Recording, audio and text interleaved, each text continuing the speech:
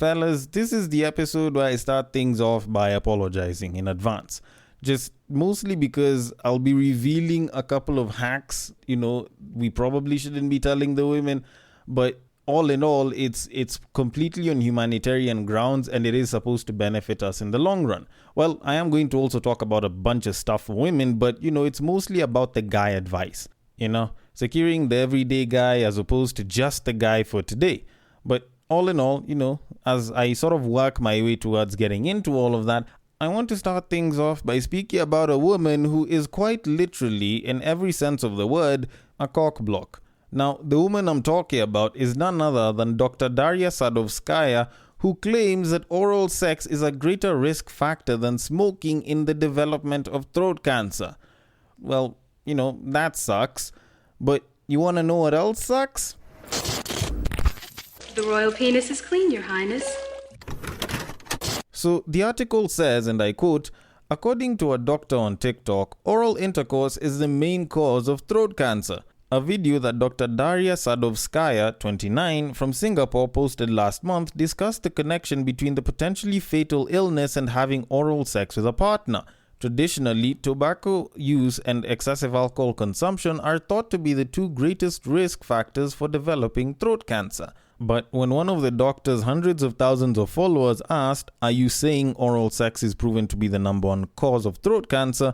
she replied by mouthing the song lyrics, "I said what I said." Doctors say that increasingly, human papilloma virus or HPV, a family of viruses that infect the genitals and can be transferred to the throat during oral sex, are the source of throat cancers. Men are at higher risk because women are more likely to carry the virus. Michael Douglas famously claimed HPV was the cause of his throat cancer. End quote. Now, let's just look at the details over here. So, if a babe has HPV and you decide to eat her out, then, you carry the virus and it goes to your throat, then you as a dude suffer the likelihood of catching throat cancer. Not unless if you're lesbian. Then you, the lesbian, suffer the likelihood of catching throat cancer. But even with all that said, at the end of the day, considering that us guys have a much lower likelihood of carrying HPV, then what I'm just going to try and ask is, why not just tell the women to, continue giving us head and then tell us to stop giving them head? Doesn't that work out a little bit better? Because when you kind of think about it, it's not the first time that people have been given, gender selective advice in terms of sexual information. When you kind of think about it, it's sort of the same thing with condoms. People have been told, always make sure the man wears his condom. People forget that there's a condom for women. There is a female condom.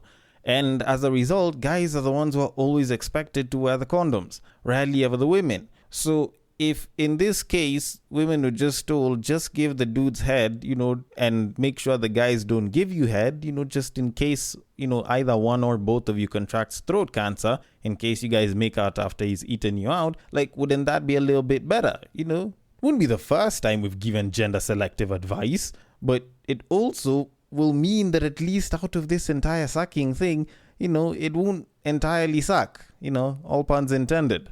But all in all, maybe I don't know enough about this entire thing to say what it is that I'm saying. So I'm just going to leave it at that because I should have started this podcast in a way that's a little less sucky, with a little bit more charisma and a little bit more hope. Kind of like when I start by saying, welcome to the Break Time Podcast, the podcast where I talk about love, sex and relationships and a bunch of other guy shit. The man on the mic is a man who does not suck. Because, I don't play against the home team and, when you're eating a woman out, it's not like you're really sucking, are you? He's a man who likes his vagina the same exact way he likes his sushi. Okay, that just sounded very, very wrong. It is none other than your tall, dark and mildly handsome man, Sir Denver B. This honestly was not very well thought out when I was thinking of an intro on the fly. But at least it kind of gives information and you already know what you're signing up for, right? Except that I don't have a vagina, but I like, the vagina on another woman's body, just so that people can know that I come in peace, I come with penis, and I can come inside vagina. All in all, this is the podcast. Welcome. Thank you for listening in. Yes, I changed the name, but the logo is still sort of in the works to change. But as I work on that, I want to at least make sure that you guys are properly entertained with some good episodes. And I have a main topic that I need to get to, but before I can get into any of that, two things. First of all, the podcast got some very recent but very sweet recognition from FeedSpot, where it was listed among the top 30 Nairobi podcasts, and among the likes of podcasts that have been getting constant recognition, like The Mics Are Open, this podcast came out at number 3 on a list of other podcasts that have other people that listen to it, that other people tune in to listen to. And to be honest, I appreciated that. I am incredibly thankful. I made sure to respond to the guys and say thanks. And if anyone wants to look at the rankings, I will have the link to the article itself in the description. And all in all, I appreciate whoever it is that submitted the name of the podcast, whoever it is, whether it's an individual, a group, whether it's 1, 10, 100, 1,000, 100,000, who agreed that I should be at the top of that list. All in all, I appreciate it, and I appreciate you, the listener, for taking your time to listen to whatever BS or advice that I usually put out on the podcast, and even sometimes giving feedback on it. Now, all that said and done, because we do have to continue moving, there's a clip that I want to play for you. Now, it's a clip that was taken from an interview with a certain magazine that Lori Harvey was having a shoot with, and she was busy giving some sort of relationship advice or answering some sort of question. And whatever it is that she said on the clip did have some merit to a small degree, but there's quite a bit of it that I feel should probably be discussed and probably disseminated for a lot of women. So let me just play the clip, then we can get into it. So here it is. Figure out what your non-negotiables are, and then don't ever waver on them. And I feel like oftentimes we as Black women feel like, especially when we get to a certain point in our life, we feel like we need to settle. We just feel like we need to rush to get into something because maybe we want to be married by a certain age, we want to have kids by a certain age. And I think that is not how we should view love at all. I think we need to always remember that we are the prize and set your standards high and don't ever settle. Okay, so out of everything that's been said, I think the one thing that I can agree with on the entire clip that she said is figure out your non-negotiables and don't waver on them for a second. Like that one is the one that I can probably hear myself telling a couple of babes regardless of age, and I can stand by that. But beyond that, I feel like everything else was very subjective. Because even though whatever the hell she was saying is something that a lot of babes can get behind, can stand for, or at least stand by, I can say that a lot of what she's saying works for her mainly because of the position that she's in. But for someone who's older, for someone who's in a different position than where she's at, it wouldn't be considered great advice. Because let's be particularly honest, for someone like Lori Harvey, who's, for lack of a better word, a celebrity girlfriend, because, besides being Steve Harvey's daughter, what else do we really know her for besides dating celebrities? She's 22, 23 years old, if not 24. And for the most part, yes, you can find that whatever the hell she's saying works for her because, one, there's a good stack of celebrities that are interested in her, from guys who are the baby daddy like Future to people she's dated before to people that would love to date her. So, of course, for her, she will see herself as a prize. And, she's also about, in her early 20s, and she's doing pretty well for herself. So, for the most part, there's a lot of guys that look at, a breakdown of Lori Harvey in terms of attributes and qualities, just, on surface level, and she appeals to quite a number of them. So she has a massive group of dudes that would love to be with her. But if, say, for example, you're a 35-year-old woman, it's not like it's the same exact situation for you.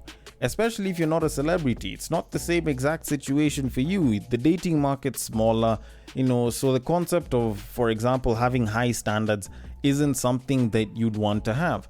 the concept of I am the prize or you are the prize isn't something that you having would be particularly beneficial to you. But for a 23-year-old babe that's considered fire by, celebrities and shit, much as I think that, she's mostly just above average, she looks aight in my eyes, like, it can work for her. And, if you're a good-looking, early 20s type babe, then yeah, whatever advice she's giving could possibly work for you because you have time in the dating market, you have a massive pool of guys in the dating market, so you can play that kind of game.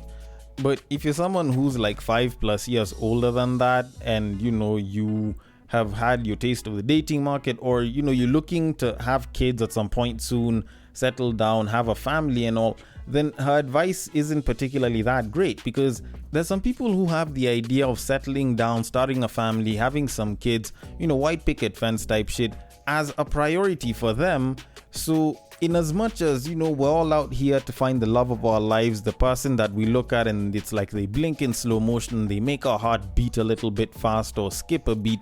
Like at the end of the day, in as much as that is the desire we all have, the goals are all different. Sometimes someone's looking for a life partner, sometimes someone's looking for someone to have a family with. And those are very different goals. Some people will get both and love on top of that. Some people will only get one. So to give this sort of advice, in as much as it can work for someone who's young and has the time to play around and figure that shit out and possibly find someone, if you're a lot further into the dating pool, or if the dating pool seems like it's been shit for you and you want to settle down quickly, then it doesn't work out all that great. Although then again, I could be wrong about all of this shit, and before some people start calling me, broke and bitter about all of this, I am going to leave it at that and move things on, because we do have a main topic.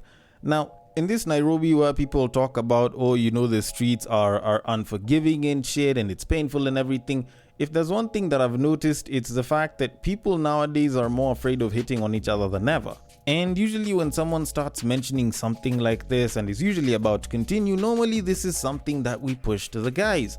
But things in this particular case are a little bit different, because while I was on Reddit, I stumbled across a question that a woman had asked, which actually was turning the whole approach game on its head. It was twisting things in favor of the woman approaching the man. So she asked, men, do you like it when the women are the first to show interest in you? So she says on the Reddit post, and I quote, do women have a higher chance of success when they ask a guy out? This applies to mutual attraction when both of you are interested but the guy hasn't made a move yet. Can I shoot my shot, or does that come off as desperate? What do you guys think when a woman is the first to display their interest? End quote. Now, when I read this, the first thing that kind of clicked in my mind was, why is this even a question? Because I feel like we've said this time and time again that, it's actually easier for a woman to hit on a guy because guys will almost always make it easier. But I sort of realized at some point that there's actually quite a lot of women that, even though they're told that, don't entirely believe it. But at least when I looked at the comment section, it looked like most guys were actually in favor of this, because there were guys who are like, I'm cool with either instance. A lot of guys were busy saying that, there's nothing wrong with it. And one of the things that I usually find interesting is when babes talk about, if they do it, they're going to look desperate. And personally speaking, as a guy that's been hit on by many women, tall and short, thick and slim, rich and poor, old and young, the last thing I'd ever think is that a babe is desperate. Like, for us guys, I think maybe it's just because, guys are used to hitting on babes a lot more, or maybe you could say that some guys are just used to hitting on babes a lot more. The last thing that you'd think of is that the babe is desperate, because most guys kind of just look at it and they're like, you know what? Shorty decided to shoot her shot. Shorty is interested. Like, that's literally what we look at. When you're lobbying to try and get another job elsewhere, when you're trying to ask your friend to hook you up with a job elsewhere, is it that you're desperate for another payday? Is it that you're desperate for more pay? No, like, you're literally just trying to get to a better position. You're pretty much just chasing what it is that you want, which is a good thing. By all means, it's actually a good thing. Some guys may not be the biggest fans of a woman hitting on them, but for the most part, most guys are actually very much for it, and the last thing that they'd ever think is that you are a woman are desperate, especially in places where it's hard to hit on a woman. Like, for example, the office. That's like one of the last places where a guy is like, you know what, let me go and try and hit on a babe. Because you don't want HR breathing down your neck, all in the name of sexual harassment policies. But all in all, it's actually not a bad thing. I actually encourage it for a lot of women. Not so that they can experience rejection from a guy, but just so that, they can understand the kind of fears that us guys have to combat when we want to go and try to talk to them, when we approach them and all. But all in all, it's actually not a bad idea. Statistically, it's not a bad idea. Statistically, most men will actually even make it easier for you. And, even realistically, most guys don't look at a babe who's hitting on them and they're like, damn, this shorty is desperate. Nah, that's not how us guys function. So it's actually not as hard as some people might think. The only issue is, most Kenyan women are so afraid of approaching a guy, and I don't even think it's from a fear perspective. I think it's just from a pride perspective. Because there's a lot of women who, honestly speaking, would much rather take a nail cutter and go and cut the grass of the entirety of Nyayo Stadium than go and hit on a guy. And yet, the thing is, the guy might even be interested in them, and they themselves as the babes know that this guy is interested in her, but maybe he's a little too chicken shit or doesn't feel like he's in the best condition or position to hit on her. But guess what? They would much rather sacrifice the possibility of something great and then chalk it down to, it just wasn't meant to be, than go out there and actually try and see if something good can be made out of it and, take a leap of faith looking forward to the positive possibilities of it all. But with that said, for the sake of the episode, I'm going to assume that a lot of Kenyan women are open to the idea of expressing interest in a guy and even hitting on the dude so that they can get a chance with him. With that said, one of the things that I guess probably doesn't get pointed out the most is while you can approach a guy and there's nothing wrong with that, at the very same time, you also need to understand that much as the guy may not turn you down, how far you guys will go can also be affected quite a bit, because in a lot of cases there's women that will go and shoot their shot with a guy, and at the end of it they just get to the point where this guy is just pretty much, I don't want to say trying to use them for sex, but is not taking it past the sex only zone. Like, that's actually a thing that a lot of women go through. And, it kind of makes it seem like it's, not a good idea to go and hit on a guy because it's like you've made it too easy for them, blah, blah, blah. They'll use you as an easy shag. Because even though that happens, there's also many instances where the woman goes and hits on the guy and it actually turns into a pretty good relationship. There's many moments where the woman expressing the interest in the guy first actually makes a great relationship happen. And, it turns into something particularly long term. But in this day and age where you don't know if someone's going to just use you for the shag or wants to date you or even marry you, well, it can be a little bit hard to decipher which is which for quite a lot of people, especially when it comes to the opposite sex. So I figured, you know what, let me try and make things a little easier for the babes. Let me try and at least decipher how it is they can get to a point, if they are to get to that point with a guy and he's interested enough, where he is willing to commit and possibly have a relationship with them. Because how you approach the entire, approach is going to sort of vary based on the desired end goal. So if you're trying to smash the guy, it's going to be different from if you want to date and have something a little bit more exclusive and long-term with a guy. So, there's sort of a formula around this entire thing, or at least I think there's some sort of a formula based on what it is that I've observed and, maybe one or two personal experiences. So if you're trying to smash the guy, for the most part, it's actually not that hard, because all you have to do is quite a lot of what Kenyan women will do if they're interested in a guy, which is just actively engage with a guy if he's been engaging with you, and then, come over to his place when he asks you to and, give up the goods. Pretty bare minimum shit, which is particularly wild because, like 30 years ago, the idea of having sex with a guy was the farthest thing from bare minimum. That was like the last thing you're getting from the dude, before the guy's even married you. But anyways, all that to say, that's pretty much all that you kind of have to work towards. But if you are trying to have some sort of a relationship with a guy and you're trying to get him to a point of commitment, then the approach is going to have to be particularly different. Because if you decide to go at it and start shagging the dude particularly early, there's a very good chance that it won't really move past there. Because a lot of guys, and I'll admit this, for a lot of guys, much as I don't like it, usually tend to think with their dicks when it comes to women. And the unfortunate reality of it is, a lot of us will get the post-nut clarity that we just wanted to bang the babe after we've banged the babe, and as such will not engage in doing anything but banging the babe. Because we'll have the interest in the babe so much so that we'll ask the babe to come and spend time with us, but after the sex, it's like now we're not really all that interested in having her around too much. So at the beginning of the interaction, if you guys are already having sex, it kind of becomes a little bit hard to progress beyond that.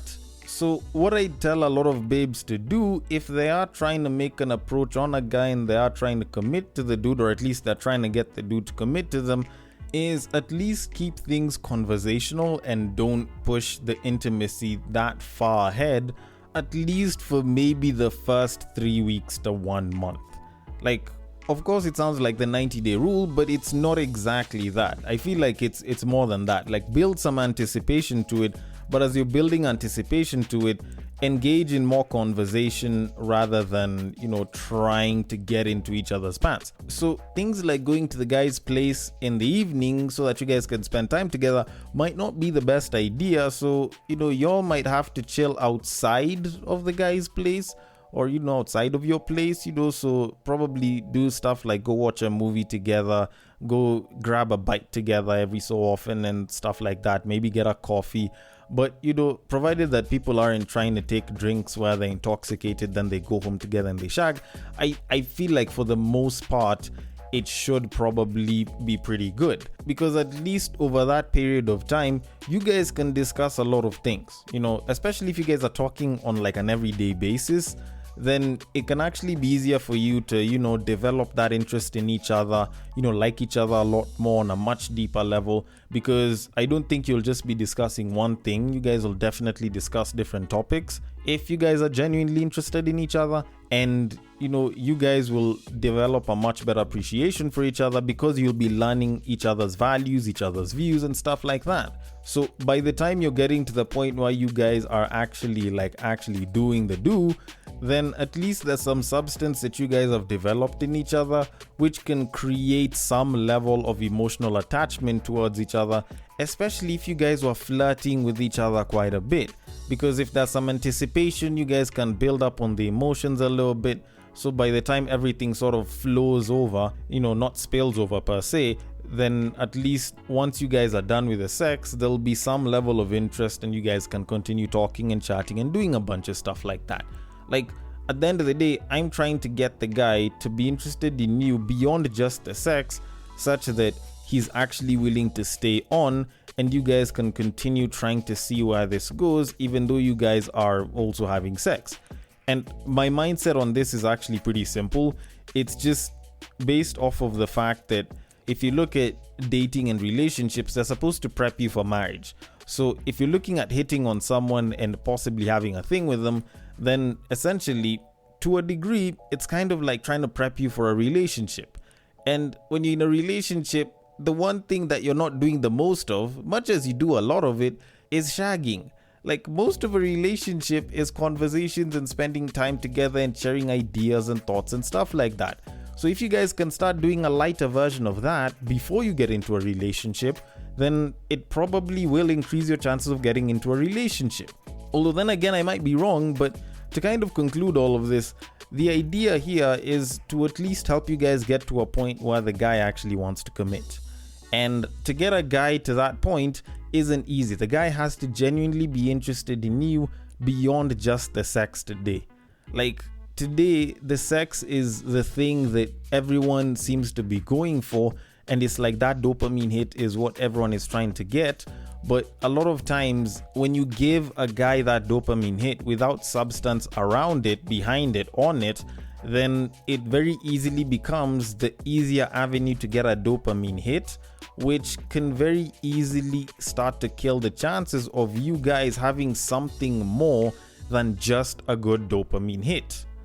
Although, then again, maybe I might be wrong about this, maybe I might be right about this. I want your thoughts on it. The DMs are open. On IG, it is at @thebreaktime_podcast. On Facebook, it is at The Breaktime Podcast.